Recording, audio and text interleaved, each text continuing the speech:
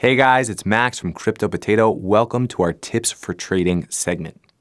Today, we're going to talk about what to do when Bitcoin drops in the market. Bitcoin holders are divided into two types of people: investors and crypto traders. As crypto traders, we stick to the Bitcoin's value as our underlying asset. Compared to fiat, Bitcoin is considered a lot more volatile, creating fluctuations.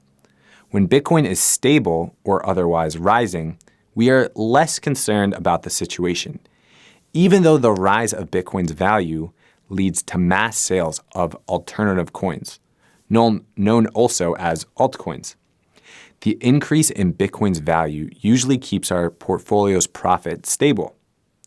Today, let's talk about a difficult scenario. Imagine this. There's a sharp decline in Bitcoin's value in a short period, or in one word, a dump.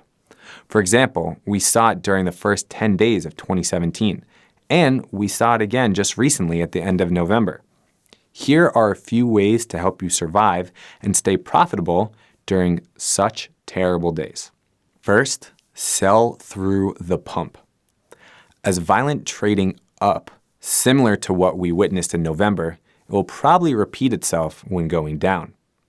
An example of this was seen right after the huge increase in Bitcoin's value when a painful and quick crash of losing more than 20 to 30% of Bitcoin's value occurred in just a couple days. The smart traders had sold some part of their Bitcoin portfolio on the way up, some at the key levels and some near the all-time high. These traders are probably less worried than those who did not sell anything. Remember, with no fundamental major news, it's always more profitable to buy the declines and sell when rising. Another thing you should know is how to react to the celebration of the press. Just as articles about the rise in Bitcoin pop up like mushrooms after the rain, we should think again about our position. The question is, who are the newbies that don't know that Bitcoin crossed a remarkable all-time level? Yes, exactly the ones that joined the party last. These investors have a fear of missing out. They buy very high, pushing Bitcoin a little bit more towards an all-time high, and the rest is known.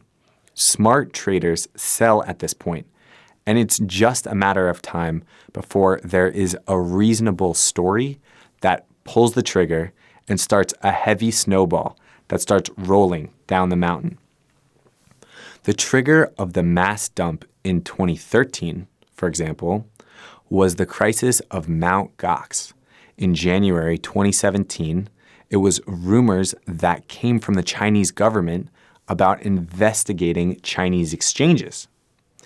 Anyways, when an appropriate and sufficient reason comes up, the market decides to adopt it quickly.